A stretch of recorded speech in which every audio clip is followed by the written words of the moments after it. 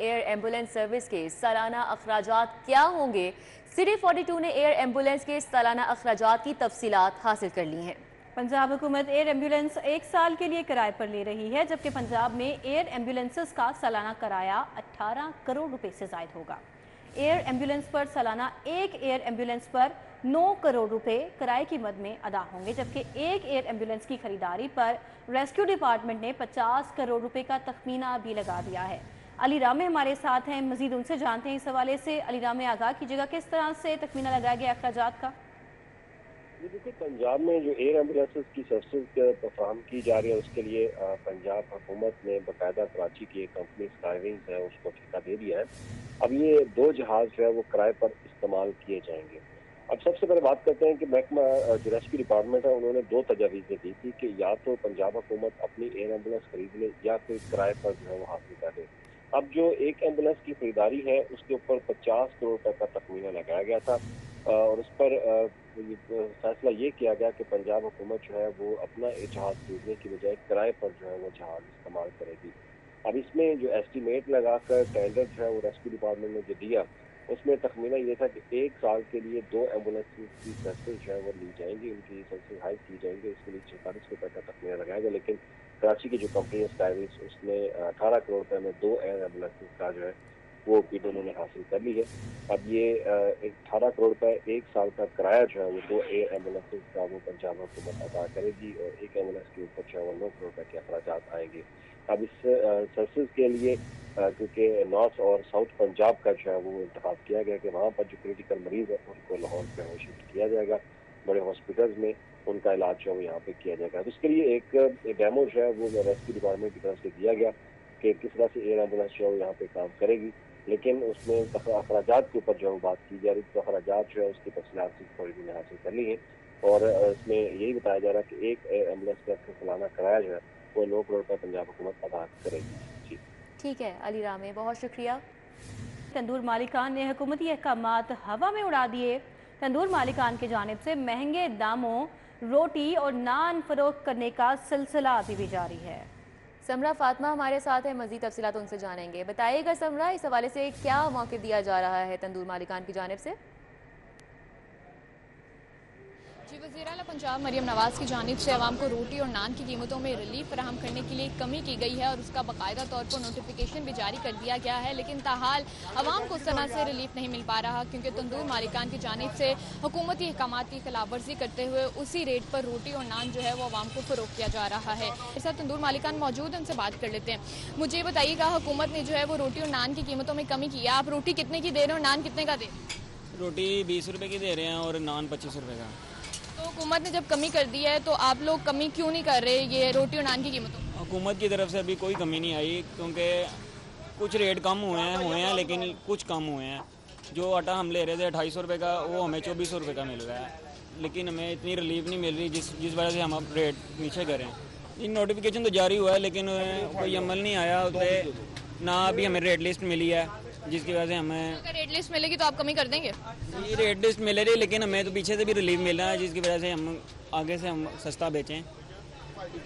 سنی ہے سمرہ، آپ کا بہت شکریہ۔ عوام کو سستی روٹی کی فراہمی کمیشن وزیر خوراک کے چھاپے جاری ہیں۔ روٹی اور نان مہنگے داموں فروخت کرنے پر 14 افراد موقع سے گرفتار کیے گئے۔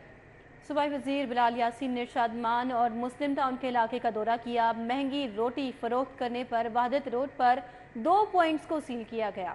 اس حوالے سے ان کا کہنا تھا کہ آدھی مجرمان کو جیل کی سلاخوں کے پیچھے بھجوائیں گے۔ مارکیٹ کے ناقص مانیٹرنگ پر ایڈیشنل ڈپٹی کمشنر جنرل کی سرزنش بھی کی۔ مزید ان کا کیا کہنا تھا، آئیے آپ کو دکھاتے ہیں۔ گزارش کر رہا ہوں کہ گورنمنٹ آف پنجاب نے نوٹیفائی کیا ہے، اگر لاہور اسپیسیفک بات کریں تو 20 روپے کی روٹی اب 16 روپے کی بکے گی، اور جو 30 روپے کا نان ہے وہ 20 روپے کا بکے گا۔ اس کو ہر صورت میں ہم نے اس کو جو نوٹیفائی پرائز ہے اس پہ انشور کروانا ہے۔ اس کے لیے مجھے چیف منسٹر پنجاب نے خود حکم کیا ہے کہ خود ہر بازار میں پہنچنے کی کوشش کروں گا، اور ڈسٹرکٹ ایڈمنسٹریشن تمام کام چھوڑ کے اس کام کو ہر صورت میں اس پہ جو نوٹیفائڈ پرائز ہیں اس پہ انشور کریں گے۔ اس کے ساتھ بھی ہم بیٹھنے جا رہے ہیں۔ ہم نے جو ریٹ نکالے ہیں ان کا گیس کے بل، ان کی جو پلیس کا رینٹ اور ان کی جو لیبر ہے اور اس کے ساتھ پروفٹ رکھنے کے بعد یہ نکالے ہیں، اس میں کوئی گنجائش نہیں ہے مگر اس کے باوجود بھی ان کی جو جائز بات ہے اس کو ملنے کے لیے میں بھی اور ڈسٹرکٹ ایڈمن ڈی سی صاحبہ بھی یہاں پہ موجود ہیں، ہم تیار ہیں، اور میں نے ان کو ریکویسٹ بھی کر چھوڑی ہے کہ کل اگر صبح ارلی ملنا چاہتے ہیں یا آج، کیونکہ اسمبلی بزنس ہے وہاں پہ بھی ڈسکشن ہے، اسمبلی میں بھی تو آج یہی ڈسکشن ہے نا، تو اس کے بعد اگر وہ جب بھی آنا چاہتے ہیں ہم انہیں... اب آپ کو بتائیں صوبے بھر کے بچوں کو حفاظتی ٹیکے لگانے کی رپورٹ میں انکشافات ہوئے ہیں۔ لاہور میں بچوں کے صرف 69% ویکسینیشن ہو سکی ہے، جبکہ صوبے بھر کے تمام اضلاع میں لاہور EPI کوریج میں آخری نمبر پر آ گیا۔ زاہد چودھری سینئر ہیلتھ رپورٹر ہمارے ساتھ ہیں، مزید تفصیلات ان سے جانیں گے۔ جی زاہد چودھری۔ بچوں کو مختلف بیماریوں سے بچانے میں لاہور پنجاب بھر میں سب سے پیچھے ہے۔ محکمہ پرائمری اینڈ سیکنڈری ہیلتھ کی رپورٹ میں انکشاف ہوا ہے کہ جو EPI پروگرام ہے، حفاظتی ٹیکوں کا پروگرام، اس میں لاہور کی کارکردگی خراب ترین ہے۔ پنجاب بھر کے 36 اضلاع میں لاہور جو بچوں کو مختلف بیماریوں سے بچانے کا پروگرام ہے اس کی کوریج کے حوالے سے سب سے پیچھے ہے۔ لاہور میں صرف 69% بچے جو ہیں ان کی ویکسینیشن کی جا سکی، جبکہ پنجاب بھر میں جو اوسطاً کوریج ہے وہ 99% رہی۔ پنجاب بھر کی جو 30 سے زائد اضلاع ہیں ان کی کارکردگی جو ہے وہ اعلیٰ ترین رہی۔ لاہور جو ہے وہ اس میں جو ہے وہ سب سے پیچھے ہے، 36واں نمبر ہے لاہور کا، اور لاہور شہر کی آبادی زیادہ ہونے کی وجہ سے، یہاں بچوں کی تعداد زیادہ ہونے کی وجہ سے یہ ایک لمحہ فکریہ ہے، اور اس وقت جو ہے وہ اس ساری صورتحال نے خطرے کی گھنٹی بجا دی ہے کہ لاہور میں بچوں کی بیشتر تعداد جو ہے وہ اس وقت مختلف بیماریوں کی جو کوریج ہے، اس کے جو حفاظتی ٹیکے ہیں وہ نہ ہونے کی وجہ سے جو ہے وہ ان بیماریوں میں مبتلا ہونے کے سنگین خطرے سے دوچار ہے۔ اس تمام تر صورتحال پر ضلعی شعبہ صحت لاہور جو ہے وہ اس کی خراب ترین بدترین کارکردگی پر کوئی کارروائی کرنے کی بجائے محکمہ پرائمری اینڈ سیکنڈری ہیلتھ اس EPI کوریج کے حوالے سے لاہور کی خراب ترین کارکردگی میں رپورٹ چھپانے میں مصروف ہے۔ زاہد چودھری بہت شکریہ۔ لیسکو میں کروڑوں کی اوور بلنگ پر متعدد SDOs کے خلاف مقدمہ درج کر لیا گیا۔ 2 سال تک باباپورہ ڈویژن میں تعینات SDOs کے خلاف مقدمہ درج کیا گیا۔ شاہد سپرا ہمارے ساتھ ہیں، مزید تفصیلات ان سے جان لیتے ہیں اس خبر کی۔ جی شاہد سپرا بتائیے گا کون کون سے SDOs شامل ہیں؟